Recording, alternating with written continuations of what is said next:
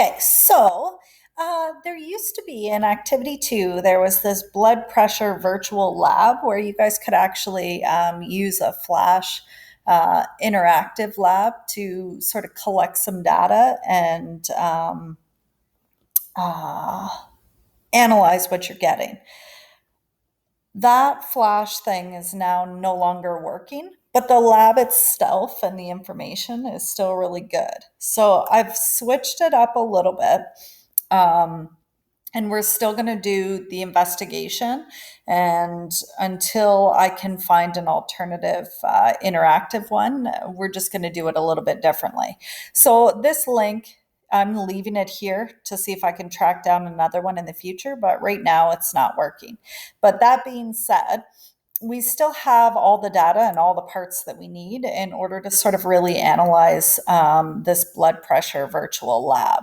So you're going to do some research for me, and you're going to find, to start, what some of the risk factors are for high blood pressure, or what is also known as hypertension. So that's going to be a search that you can do. And then your hypothesis for the experiment. So, from what you already know, what do you think you will find are the risk factors for hypotension? Hypertension. So, you're going to let me know that before you begin the lab, after you've done your little research part. So, what does the lab itself look like? So, you're going to have sort of male data, and then you are going to have female data. So, these medical records aren't as important now because you can't see these people in the same way. However, the numbers are important. So knowing under males, you've got age ranges from 11 to 17, 18 to 24, 25 to 34, 35 to 40, and 45 to 54. And what you're doing is basically looking at different patients. So they've been given a number: patient 20, patient 2, patient 11. And then you're getting the data for them. So you're getting their systolic pressure and their diastolic pressure. So what you're going to do is have a look at these numbers to try to figure out whether these individuals would have high blood pressure, so hypertension, pre hypertension, or sort of normal blood pressure.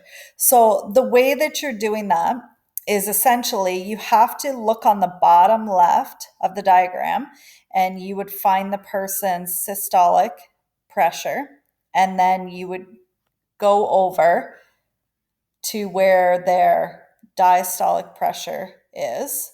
So about how high up that is. So if it was 140 over 60, you'd come up to here. Now, based on those numbers, 140 over 60, you would say that that person has hypertension.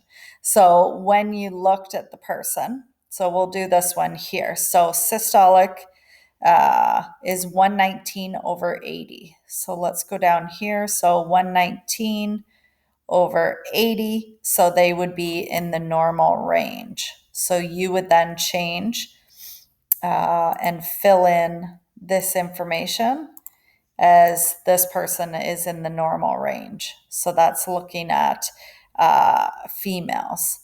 So you're going to do that for every single number that's provided here, and then you're going to kind of look at the data. So let's go back up to the males. So 118 over 77 is what we're looking at. So 118 over 77 would be somewhere up around here, which would be the normal range. So we would then fill this one in. Actually, I'm going to use the fill feature as normal range. Okay, so you're going to continue on, do that for number 2, 3, go all the way across, and you're going to do that in each of the different age groups. So that being said, I did highlight some of these for a lab that we did in a little bit when we were able to do it a different way. So some of these have already been highlighted for you, but you would need to go through and finish off the ones that haven't been filled in yet. So that's part one of sort of getting a picture of where males in certain age groups sit, and then males overall, as well as females in certain age groups and females overall. So you're going to do that for both of the different age groups. So then when we go to here, for males, you need to find the average systolic pressure for males in the 11 to 17 range, and you're also going to find it for the other pressure as well. So in order to do this, you would go up. So if we're looking at males in the age range 11 to 17, we'd go up here, and we were looking at systolic first. So I would add all these numbers. So it'd be 118 plus 119 plus 113 plus 118 plus 109 plus 110, 120, 114, 122, and 120. So I would add all those numbers up, and then I would press equals, and I would divide by the 10 people that I have. And that will give me my average systolic pressure for males in the range of 11 to 17. So you would do the same thing for the age range of 18 to 24, etc., all the way down. So you get your average sort of blood pressures filled into your chart. You're going to then do the same thing for females. So you're going to go up to the 11 to 17 range. You're going to add all of these numbers up. You're going to hit equals, and then you're going to divide by 10 overall numbers, and you're going to put the average number here. So you're going to calculate that for both males and females. And up above, you are then going to be looking at, well, how many people do I have that fall within each range? So you've got your color-coded charts up above. So you should be able to count the number of greens, count the number of oranges, count the number of reds, and be able to figure out how many people are green for males, how many people, maybe I will fill this in so it stands out more. So how many people are green, how many people are orange, and how many people are actually in sort of the red zone, that hypertension region. So you're doing that for each age group too. So you'll need to have done the parts in the specific orders in order to finish that off. So same thing here. You are going to have your number of people that fell from 11 to 17 in the normal range for females. And then you're going to look at the number that fell into the pre-hypertension range. And then you're going to look at those that fell into hypertension. So you should have a number here from 1 to 10 in each of these columns. Okay.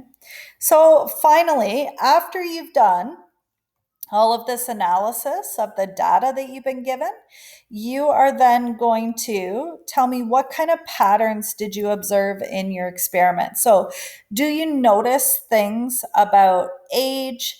Do you notice things about gender in terms of hypertension or normal results, normal sort of blood pressure? And you're going to tell me those patterns that you see in a few sentences in the conclusion. And then instead of, before you would have researched these individuals that had hypertension, you would have researched sort of what were the factors that were contributing to them having hypertension, but instead you are just going to do a quick research on what are the risk factors. So out of all these people that do show up with hypertension, why is that? And you're going to fill in or what are some of the reasons for that? You're going to fill that in down below. So it's a little bit different than it used to be, but I think you're still going to find a lot of really great information and good learning with this one, to sort of get to the same expectations in the course in a different way. So, that being said, once you have finished this, you are going to need to submit it to me in the Dropbox. So, in the Dropbox, you are going to see the rubric. So, you're going to be scored on a level of 1 to 4 in the following areas. So, it would be worthwhile to have a quick look. At your rubric before you hand things in, and make sure that you submit your file to me in the assignment area. So if we just go back, it'll be this one right here, and I am currently completing the edits that need to be finished. Okay, so once you finish that, it would be back to your tour journal to finish off some of the other assignments for activity 2.